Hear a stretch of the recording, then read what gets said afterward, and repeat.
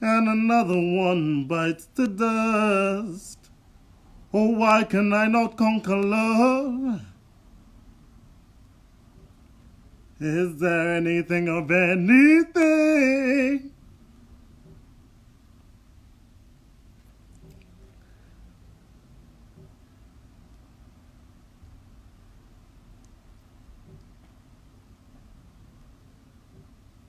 And another one bites the dust.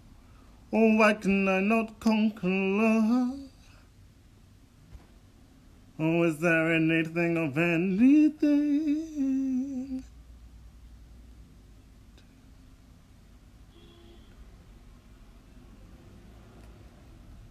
And another one bites the dust. Oh, why can I not conquer love?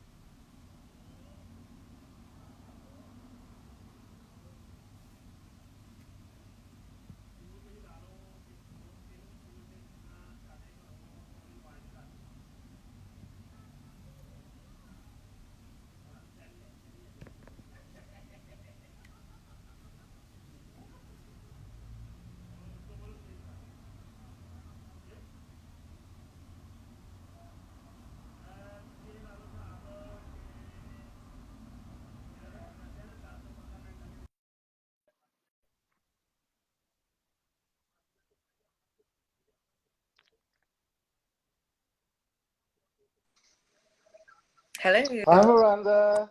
Hi. Good to see you. Um, I can't see you. can you not see me?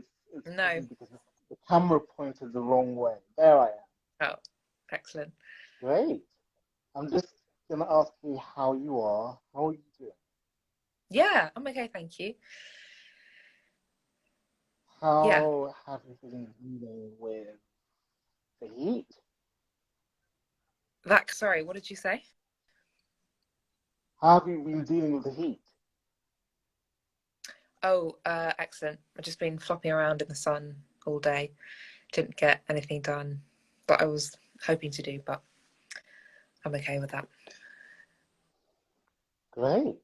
How I about you? usually wait around like 2 seconds before we actually get into the Yeah. whole proper spiel of it, just to give people enough time to catch up. I've turned off the comments because they don't really usually add anything. Okay. And if anyone wants to ask a question, there will be time at the end, the last 10 minutes, where the Okay. question box will be opened up, just in case anyone does. But yeah, Okay. Cool. let, let's probably just begin. Something no ball and easy. How have you been dealing with kind of lockdown? How's your Like, Um, do you have a yeah. routine? I don't really have a routine. I think like my days are just a lot simpler than they used to be. There's only really maybe five options of what I'm gonna do today, which is like when will I go for a walk? When will I do some exercise? Will I do some painting? What will I cook?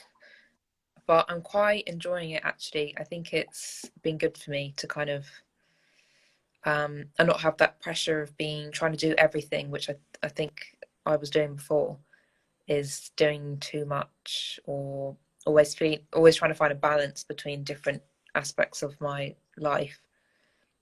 Whereas Mm. now I don't have to make those decisions, which I think I'm realizing took so much brain power and energy before. Um, so I've been enjoying that. Um, and yeah, my work's kind of changed a bit.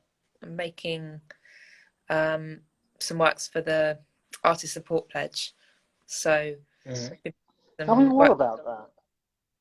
Tell us Um, more about it. so Matthew Burrows set it up as a kind of initiative to get create like a mini market. So you sell works for £200 or less, and then once you reach £1,000 worth of sales, you pledge to buy another artist's work.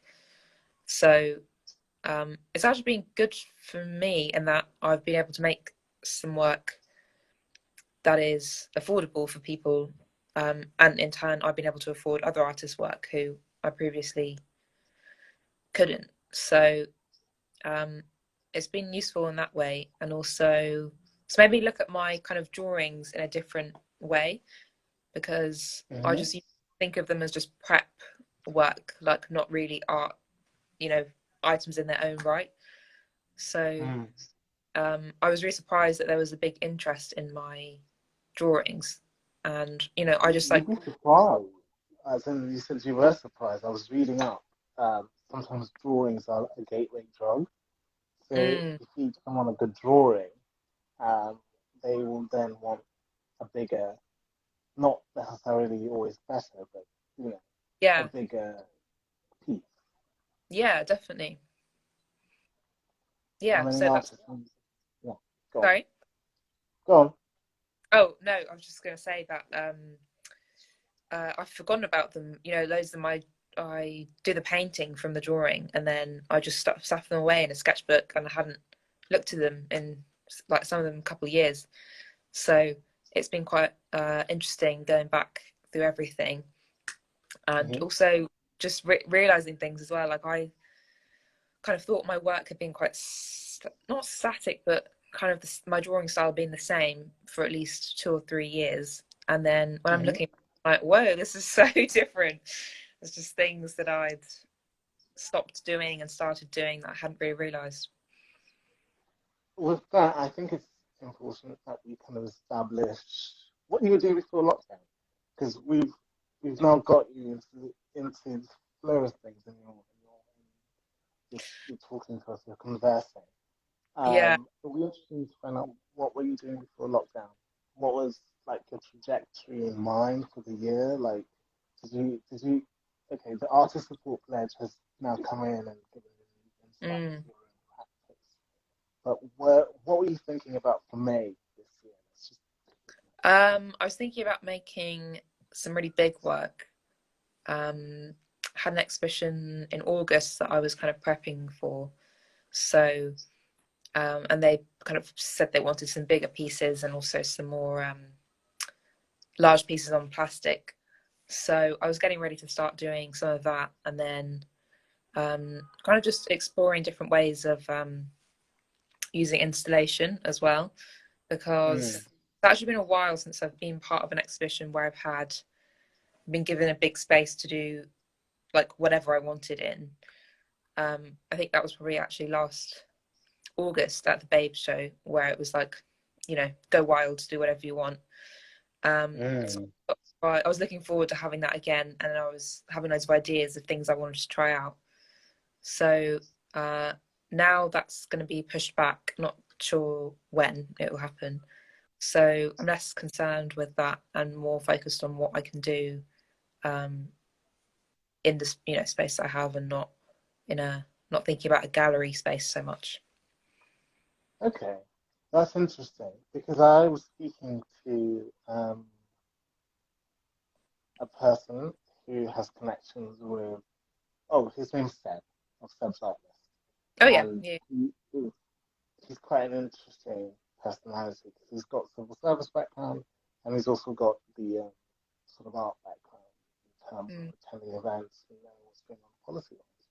And he mentioned that artists are spending more time looking at different ways of selling their work. For example, the artist's pledge, which in the short run looks like a good idea in terms of helping out other artists and also getting your own work and creating a virtuous feedback loop.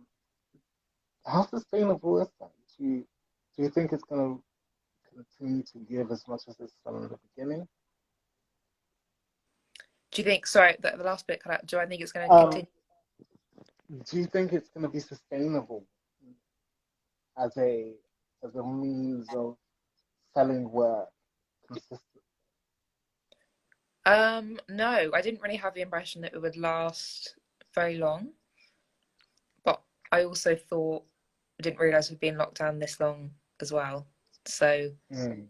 I thought that this was like to tide people over for a month, like a couple of months. I didn't really think it would be a longer initiative. So I don't know how it's going to pan out over the next few months, for example. But I think people are maybe who haven't bought art previously have been looking into buying art because, you know, some people still have their, you know, still getting paid, working from home and thinking about their homes more because, Mm. you know, maybe before you only spent time really the weekends and in the evenings, whereas now you're there all the time. I think people are thinking about art more. So I don't know. I think it will be interesting to see where it goes, but I wouldn't be surprised if it kind of died down after a while. Okay. So do you see your art as being for institutions or individuals? Because you seem to be quite attuned to where it's going and how it's being interacted with. So in a very personal capacity, Mm. it seems like from what you're saying. Yeah, both really. I think some works are more suited to homes. Actually, like the one you've got on the screen. I was Um, going to get to that. Go yeah, on. even though it's quite big, I think it is suited to a home or a gallery. Mean more so than um, my one titled Sarah, which I think we might get to later. My larger one on plastic, which is has Mhm. a wall painting as well. That's very much kind of an installation. So um, yeah, I think about works like that more for galleries and spaces, whereas especially my small works, I definitely think about having them in homes or just being you know, in individual paintings, especially in the past part of a series. Mm. So, what would be your ideal collector? Like, who do you imagine to be your ideal client? Someone or someone who you would be like, that's the person that buys my work. Do you have Yeah, yeah, just someone who's part of the same communities that I'm part of, I think would be my ideal collector. one? Would you like to expand on which communities they are? Yeah, I think when I'm making my work, I'm concerned with representation in all types of, not in just painting, but in the media as well. And I think, well, I don't know, definitely make work for myself, my younger self, my, you know, all versions of myself. So I think it's important to me that someone who is also, you know, shares lived experiences with me, like being part of the queer community, being part of the Black community, can kind of engage with those themes in my work. And um, I guess that it was more likely to find the work important, or it will speak, you know, more likely to speak to them on a personal level. Interesting. So, give me an artist's tour of what you've done in the painting behind me. So, Please. yeah, so this was from a drawing that I made from one of the Our Naked Truths life drawing sessions. Don't know if you know about them. They're a Oh, life drawing collective based in Camden, and they run life drawing sessions for women and non-binary people of color, and it's like a life art therapy session. So the models will speak about their life and their kind of self-acceptance journey, and just things that have been difficult for them, they've overcome, what tools they use to sustain themselves emotionally and physically, and in your work and in your private life. So hmm they the drawing from one of those sessions. They had two sitters at that time. And it's quite a simple drawing, just like an outline. And then brought it back to the studio and projected up really big on this canvas and started using some gloss paint as well of the kind of shadow areas that you see. Mm-hmm. So some of them are layered up like underneath the skin, parts of skin. But yeah, they're sort of like shadows, figures in the background. And then I've used image transfer as well, which no one ever realizes, which is quite funny. I posted Oh, a wow. Yeah, I posted a video of me doing the image transfer like a couple months ago. And so many people messaged me being like, what is this? Like, what's this new technique you're doing? I was like, I've been using this for 2 years and no one's Oh, wow. So is that like, why there's a mottled effect on the work? Is that why there's yeah, that sort of yeah, I think so. dabby effect? So that's the Yeah, image transfer. mm, What yeah. So, images do you put on? What images so do you use? I'm now I, intrigued even more. I use them from stills from films usually that I like. Like what? Which film? What sort Um, of films? You have to be more detailed than that. The Watermelon Woman. I've used lots of stills from Mhm. that film. Um, I'm not familiar with them. it's Oh, directed by okay. Cheryl Dunye. Yeah, it's supposed to be the first black lesbian film. Uh-huh. It was very like, it's really like rustic. Like you can tell it's someone's first film. Like it's just on someone's like kind of crappy camera. It's about a woman who works in a video store, and she is trying to get her film made about a 1930s Hollywood actress who was only cast as like mammy figures in films. Mm. So she's trying to get this film made about this historical figure. And then it's kind of like about her dating life in the video store as well. She meets this white woman who she doesn't think she didn't think she would date a white woman, so she's sort of like pretending not to be interested in her, and then they end up having a relationship. And then the Oh. dynamic between her and her friends and who else works at the video store. But yeah, it's supposed to be like kind of, it was the first kind of representation of that kind of just like a young queer woman just living her life, you know, trying to get through in their creative career. So I found it quite relatable. Just a brainwave whilst we're thinking. You know what we Yeah, should do? Give me three titles, three movie titles that you use continuously in your work, and I'd like to post them. I'll make it one of my library posts. It's a little bit of a fellow. I always say this, but people forget that I actually am going to chase you down afterwards. So there's Watermelon Woman. You must use those still. yeah, I use Blue is Warm as Colour as well. Is it a similar film in terms of subject matter? No, not really. It's a French film. Came out only a few years ago. Maybe I think it's Mm-hmm. 2015 or 16, Mm-hmm. I think. And it's about it's like a coming of age film about a young woman who falls in love with this older artist. Actually, I'm only just noticing now all the themes of that characters Yeah. in films are artists. But yeah, falls in love with this painter who's slightly older than her, and then they embark on this, you know, really passionate relationship, and then have a huge breakup.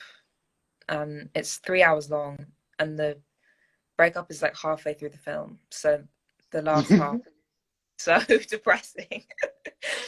It's just like her crying and smoking, and you know, but Being I French just in the really film felt with I could relate to both of them actually. You could just see that she really struggled with her queer identity, coming to terms with it, even though she'd found this woman who was, you know, everything she'd ever wanted. wanted. She couldn't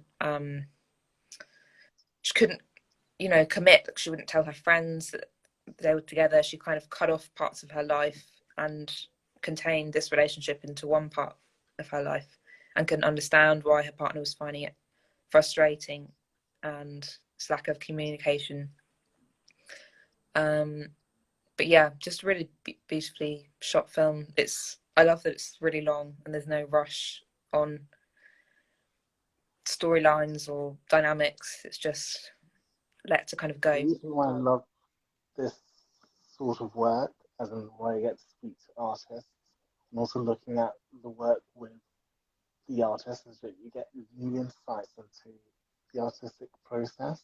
Because I've seen your work in person before, and I could not even tell. I don't know why. I think it might Yeah, just be the use of color that you also use image transfer. Maybe it's because I'm used to not taking very long at looking at work sometimes. It's almost like, okay, I've seen it and then move on.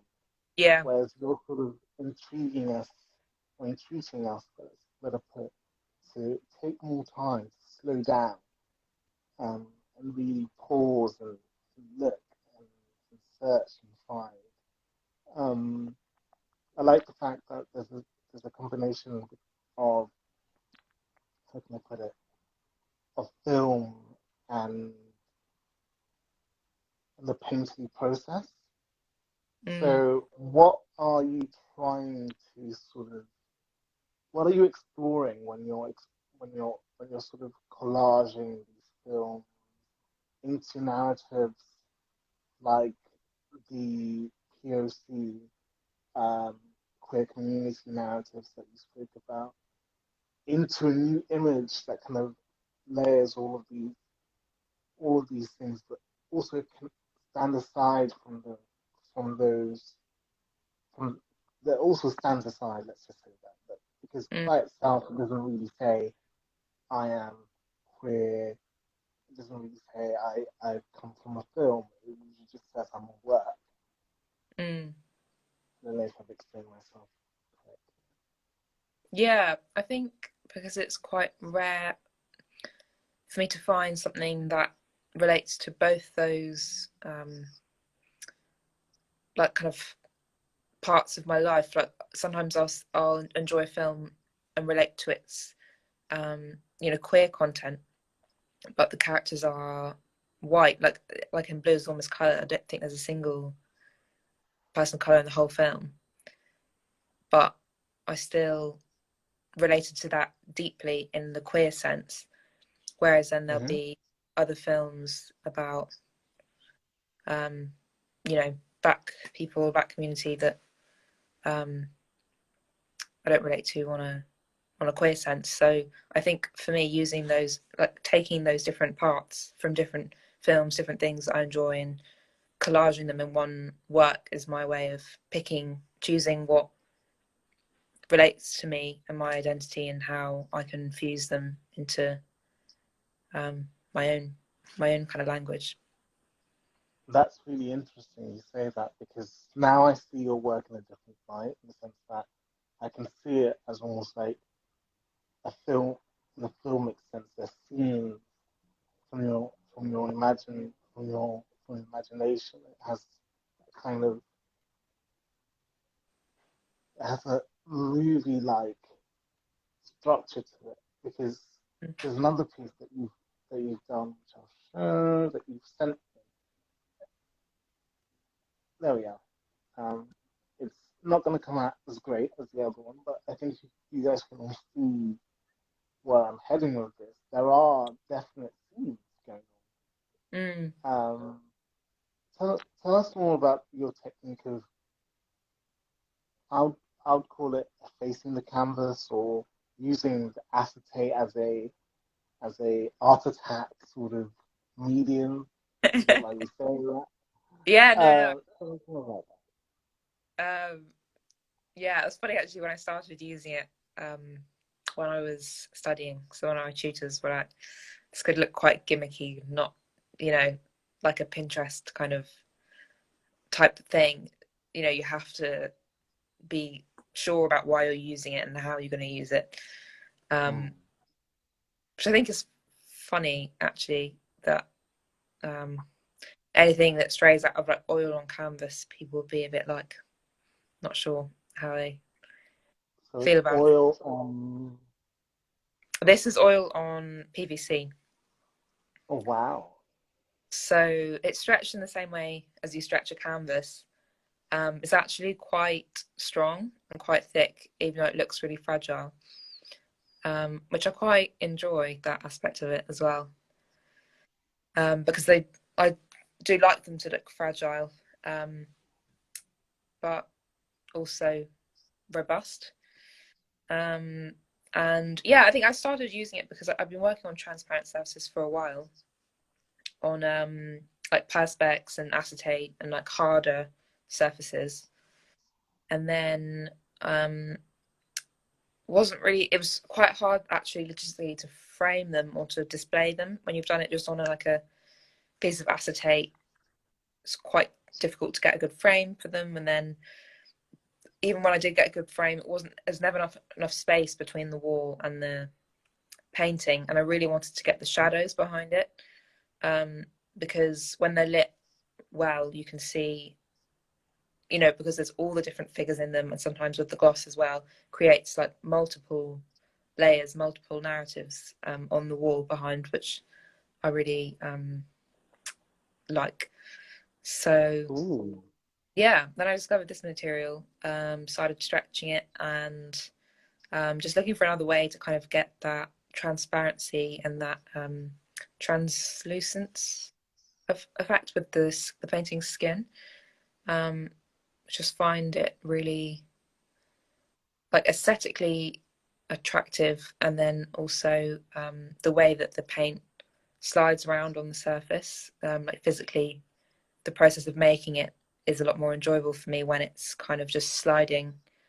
And also I can't really go back and change anything because there's no layers on the actual canvas. It's just one layer of paint. So it forces me to be quite intentional Mm. with every mark I'm making. So there's it's interesting because you use film as a way of also embellishing and adding layers onto these canvases or PVC art attack walls. But then again, you only have one chance usually when it comes to exploring this side of yourself. Apart from the figures you use, am I right in thinking that you're also playing with the idea that a woman's a flower, a precious flower, sort of like kind of play with um, watercolors also being a medium, as in your paintings feel watercolor. They feel that sort of paper quality to them, which is jarring at points. But am I reading too much into that? Uh Maybe. I don't know. I haven't really thought about the flowers. But I like hearing things about my work that I hadn't thought of. It's interesting. Yeah. But yeah, with I use the oils very thinly. People are always very surprised to find out they're oils, and then they're like, "Why would you use oils in this way?" Why wouldn't I think a lot of people love the fact that you can layer them and use them thickly and go back into them. Whereas when I'm using them on this surface, I can't go back into them, dry quite quickly. Which I Yeah, I imagine don't know. is quite an interesting challenge for you because if you can work on one dimension like that, it kind of makes people think, yeah, why don't you do more? Mm, yeah, Which you yeah, I don't do know. Hmm. in a way, which you do, which you have explained that you do. You go back and embellish it with film, and Yeah. it's almost Dada in a way. Like you have a Dada technique, which is quite interesting as a person who admires this sort of stuff. Yeah. Let me just go back into one of my little questions. So, done what you were thinking about before Corona, the exhibition in August. What are you doing during Corona, in a way? What is your thought process currently? When I'm sure you're still producing, because you sound like you are. Yeah, I'm still producing a lot more slowly than usual, which at the beginning at the beginning I was like, oh, I'm gonna make this X amount of paintings in this time. And then I've made like half of that, maybe even less. Yeah, I don't know, I just How don't many feel the same. do you make a month? On the usual month. Let's just put it that way. If you How don't mind do me I make asking. a month? Yeah. How many pieces do you It depends if it's a large work or a small, like if I'm doing one of my biggest paintings, biggest size, which would be like 170 by 130 maybe centimeters, then I'd be working on that for like a month. But my smaller ones, I'd probably do a couple a week. So I've, yeah, I guess if I was just working on smaller ones, then maybe 6 to 8 a month. And then if I'm just doing a large one, then just that one painting. Mm. But yeah, I've just been working on smaller work, as I just think at the moment it's useful for me to just not plan ahead or make any kind of work that is too, like with the bigger work, it's a lot more investment in it. Buying the bigger Mm.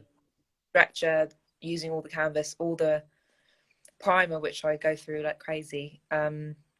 To like be sure on the image and the drawing, I have to like feel like it's strong and have like a strong idea of what I want to do with it. Whereas with smaller ones, I'm less concerned about that, so I'll just kind of go for it. And because we can't really plan ahead at the moment, like no one really knows what's going to happen, I think that's the best way for me to work at the moment, is just like one at a time, small work, not too concerned about where it's going, what it's going to lead to. I just wanted to also point you back to the beginning when you said that it made you really think about your process and how you create. Would you like to talk about,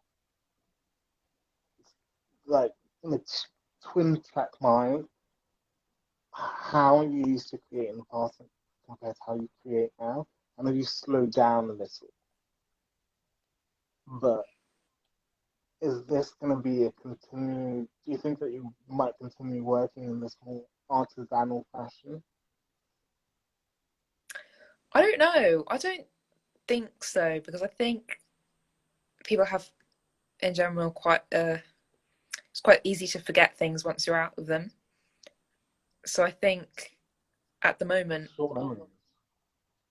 yeah, I don't know. I just get the impression that everything will just go back to how it was before, and then not much will have changed.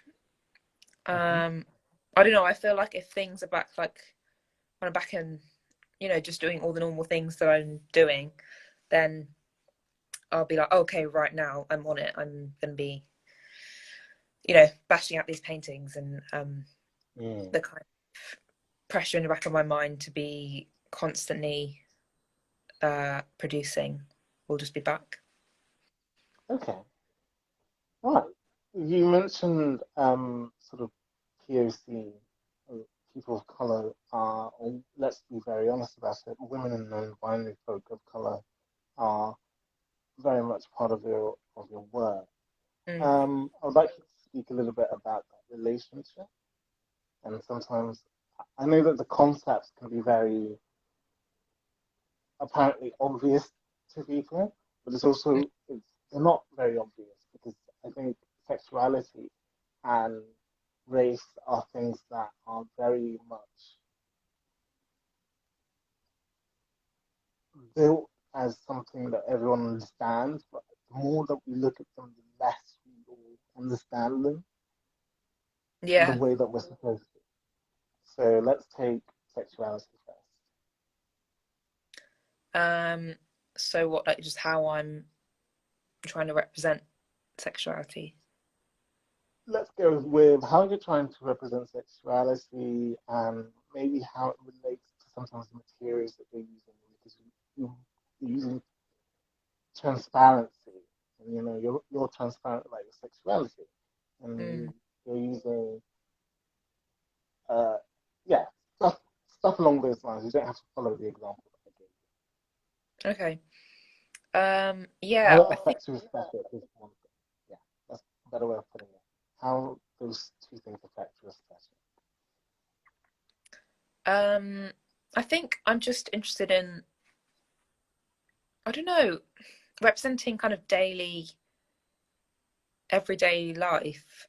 And I think queerness as well is something that becomes um, increasingly normalized in society, but also for yourself as a queer person. I think most people who come out when they were young, or you have all these ideas of that everyone is putting on you of what your life should be like, and it feels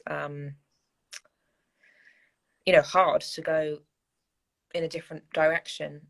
But when I think just as part of getting older, or um, living your kind of authentic life um, loudly, or just without hiding anything, it becomes very more normal to me. So it's something I kind of less consciously think about anymore, because it's just my life that I'm representing. Mm. I forget sometimes that people will come and be like, oh, that's some, I don't know, like lesbian artist or whatever, or see my work and think. Let's let's go and take that question to where I want to take it. Um, so do you see yourself as being an artist first, or a black lesbian artist?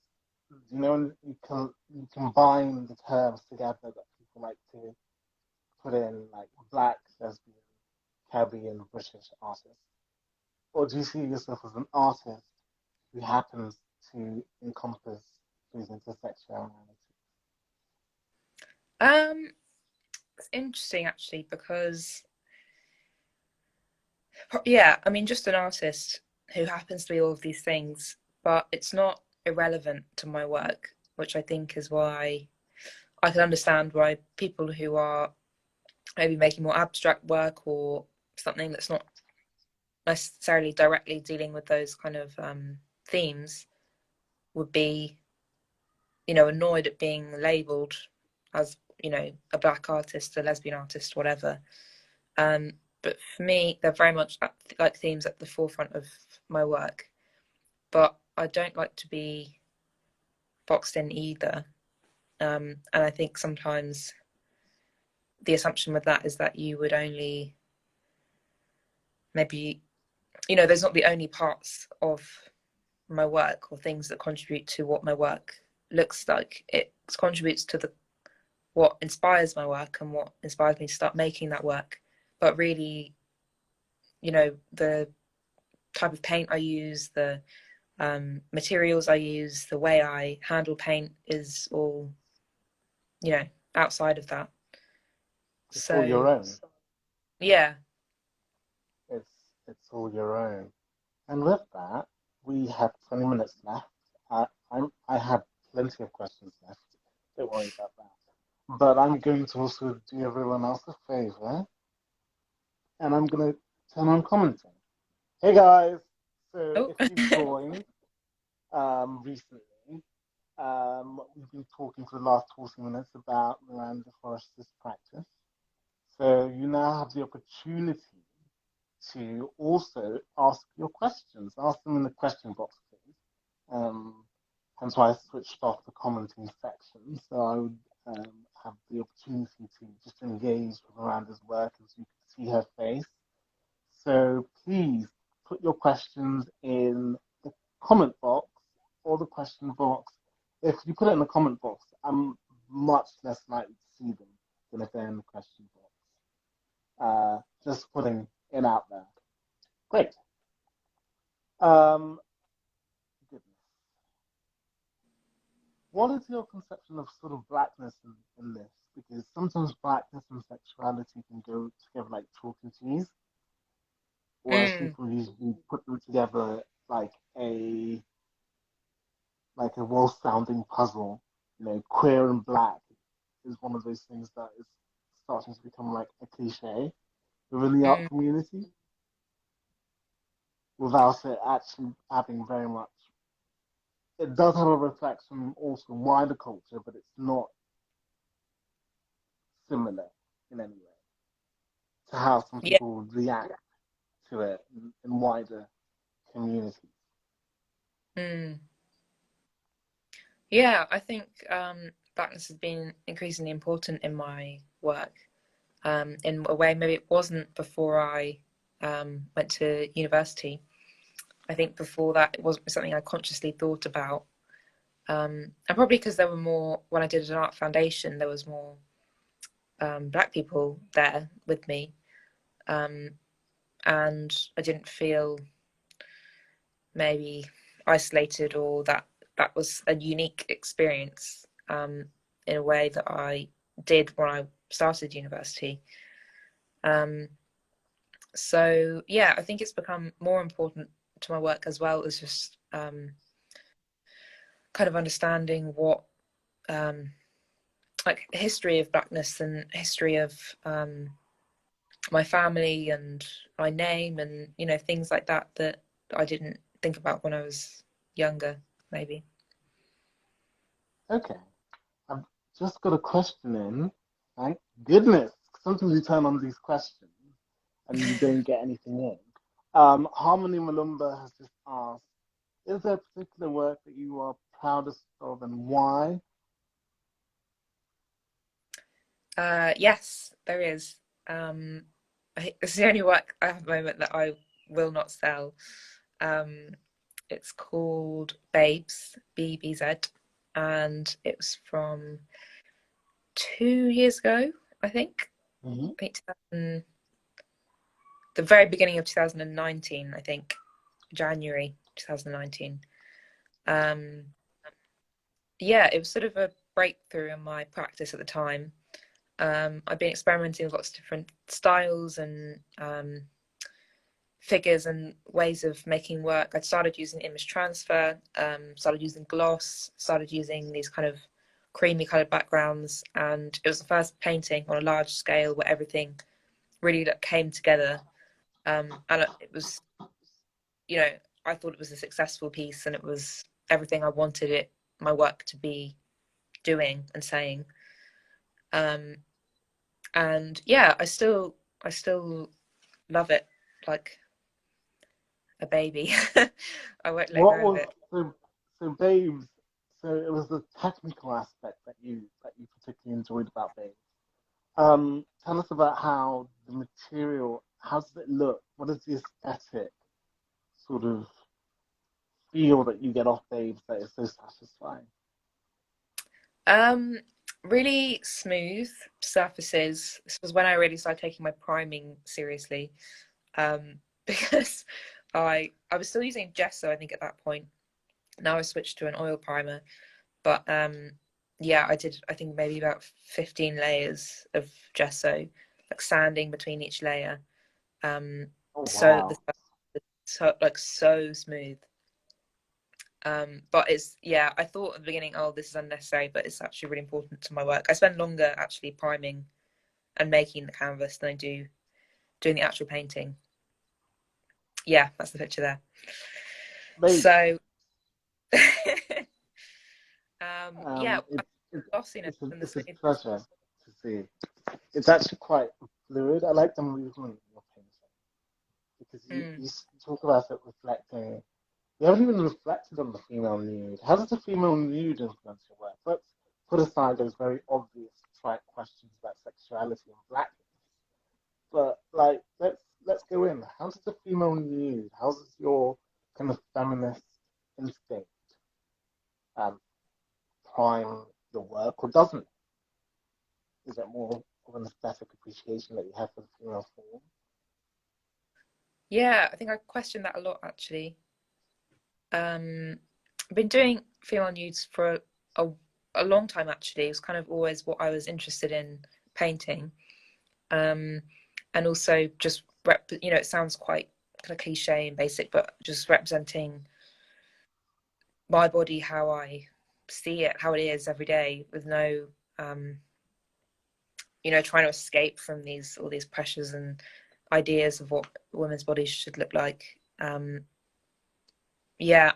Some people, when I've drawn them, have been like, oh, my boobs look really saggy, or that like part of whatever is flopping over there. I don't like it. Like, well, I like it. I love seeing skin, flesh in all like waves. I just love that idea actually of just you like that feeling as well of like getting home from a long day doing work or whatever, like having a shower, taking off your clothes, like, flopping on your bed. It's just like the best feeling, and that kind of just complete comfort with yourself and your skin, and your body. And I'm always just obsessed with the skin and the way skin moves and changes, and weight, how when you're standing in a different way. Yeah.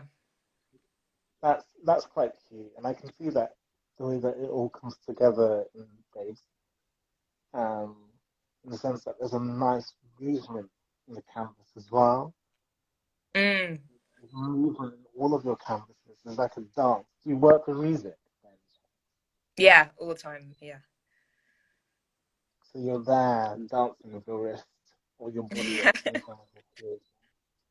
Any favorites Any favorite what? that you like? Music that you like to work to? Is that with Oh, words or without words? is it about the words? No, Did no, you no. say? I mean, listen, I I said music-wise, Mm. what is your favorite type of music to work to? Oh, kind of like slow, chilled R&B kind of vibes, like very don't know if you know a band called The Internet. I think that would be like my ultimate. Yeah, Yeah, that kind of vibe, if you know what I mean. Just like very calm, chilled, indie, but independent. yeah. Oh, nice. There's a question again. I don't know if you want to take this one. From Harmony Malumba. Can you see it in Okay. the question section? Not in the Uh, question section. In the yeah, I can see it. general.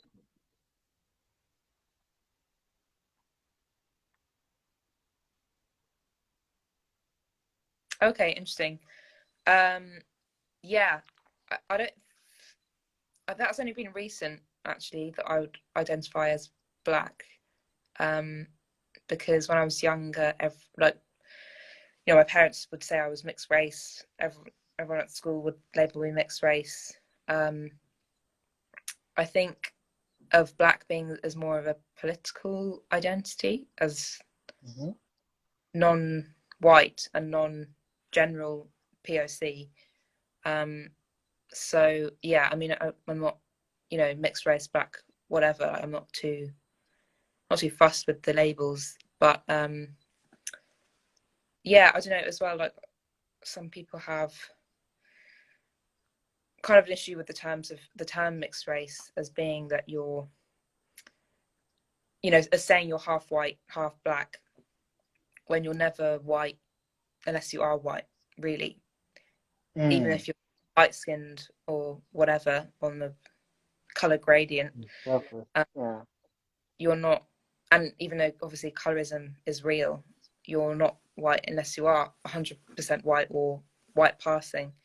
So that's how it makes sense to me to use black. Ooh, we've got another question. What are your inspirations? Oh, so in terms of artists, would be I think it might like, be in terms of artists. We've done movie inspirations. We've done yeah, sort of filmic. Yeah, we've done movies. We've done music, the internet.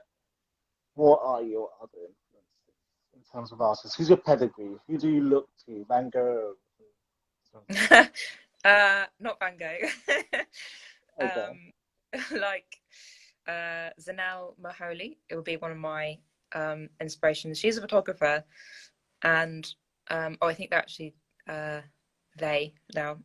Yeah, they're a photographer, and I'm always not a photographer. I don't really know how to take a good photograph ever. But I'm amazed at people that do that really well. She photographs members of the LGBTQ, in South Africa, and documents different butch identities. So I find their work really inspiring. Also, Labena Himid would be one of my favourite artists. Especially the room they have now in the Tate, Britain, of their I have to go see it. Have you seen it? I haven't seen it. I have to go see it. Yeah, it's only very recently they put it up. But yeah, they're kind of big wall hangings of two women that are kind of running along with a dog. That's definitely like one of my most inspirational pieces. Everything by Shabalala Self. She is Oh, I love Chabalala. favorite. I can see where you're going with these. There's Nelly, Chabalala. Who else did you mention? There's a third one. Nelly, Chabalala, and who else? Labena Himid. and Lavina Hamid. I can see where you're like in terms of colors and in terms of how you sort of positioned your work. I can now see your genealogies emerging. Um, I have another question, Okay. which is how would you describe your working progress?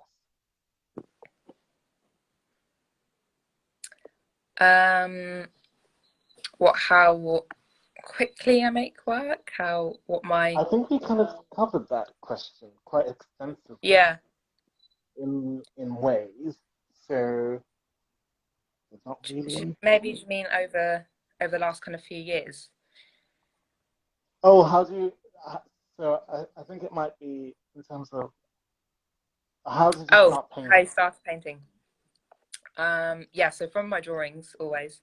So I'll do my drawings from life, and then I will take them back. I usually do drawings quite quickly, and I will do quite a lot in one sitting, and then only maybe 3 or 4 I'll actually like or think are any good, and I discard quite a lot of them. And then if there's one in particular that's been successful, I keep them. Man. Sell them. I have them in my mind. Thank goodness. I was going to say sacrilege, but burning of No, libraries. I don't really throw much work away, actually. You might get to the point where you're like, yeah, have a fixture and people go through your rubbish bins to see if you deposited work. Because everything's valuable. Yeah, I know, it's bad. But yeah, I use that drawing and then kind of decide what scale I want to paint it. So if there's only one figure, I might do a smaller drawing. Or if there's not much detail in the background, I might use it on one of my Perspex paintings. Or if it's of 2 figures or there's a lot kind of going on, then kind of decide to do it on a bigger painting. And then I will draw it up on that scale.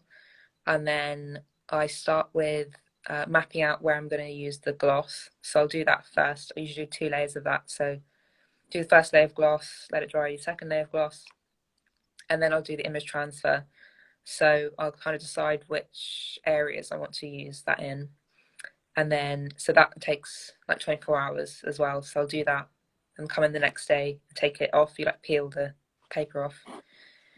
And then I'll start painting. But yeah, usually, I said, like usually that whole element of all that waiting time with the gloss and the image transfer and the priming is like the longest part of the painting, and then the actual painting will be quite quick. Amazing. Okay, we are at the last 5 minutes of our in conversation with Miranda Forrester.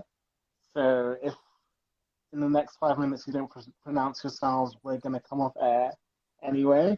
But I would like to just say how much I've enjoyed this so far. So ask your questions, guys, before I decide to wrap up. No more questions? Okay. I think I'll give them 2 more minutes. But just wrapping things up, what is kind of like one of the biggest sort of takeaways that you're taking from this time that you've been having to think and really process your work in this great cause that they're suffering against our will? It's made me realise a lot how much external factors have an impact on what I'm making. I think I haven't seen any other art apart from my work in the flesh for so long now. I didn't even think that that was that important to my practice necessarily, but now I'm realising that seeing shows, even if it's shows that I don't particularly enjoy, is useful, and I'll still gain something from that experience. So yeah, thinking about that and how there's supposed to be loads of good shows on at the moment as well. I keep having to delete them from my calendar. Like Oh my God, like Zanelli was supposed to have been on. Zanelli Maholi was supposed to have been on. Yadin Buyake was supposed to have been on. And they've been postponed for now. Hopefully that they're going to still be put on at some point in our lives. Yeah, God, I hope so. But yeah, okay. It's time for me to do my final speech now. Miranda, thank you so much for elucidating us on your practice. I hope you can come back again. And we can discuss more openly about the art world or whatever it is that we want to discuss about in the forthcoming episodes. But I really enjoyed getting to know what it takes to produce the work and some more about the groundings that goes into producing something like your series of works that you've done. So thank you so much. I wish you all the speed in the world that you need in order to complete your work to your own satisfaction. We didn't even explore what you say is the idea of an end. When do you see an end? What is your end? Oh, usually if I'm not sure if I'm finished, I just hang it up on a wall and then force myself to look at it every day. And if I hate it, then I'll take it down, carry it on. But that usually never happens. I'm usually sort of unsure if I'm finished, and then by the time it's been up on the wall for a few days, I'm like, oh yeah, it's definitely finished. I think that's a good way of saying goodbye. I'm getting the ticker counting down our hour being up. You have been an amazing audience. I hope you've enjoyed our in conversation. And goodbye. Goodbye. Thank you. See you tomorrow, guys. I've got another person tomorrow. If I'm not mistaken, it's Gail Ebose is on Friday. Tomorrow is, I've completely lost my track of thought as to who's coming up. But look on my wall. There are other people coming up. See you then. Oh, it's Georgian Diaspora. Yes, Georgian Diaspora. Georgian Diaspora is on tomorrow. That's who I'm supposed to be talking to next. You have been an amazing conversationalist. And thank you, audience. Goodbye. Bye.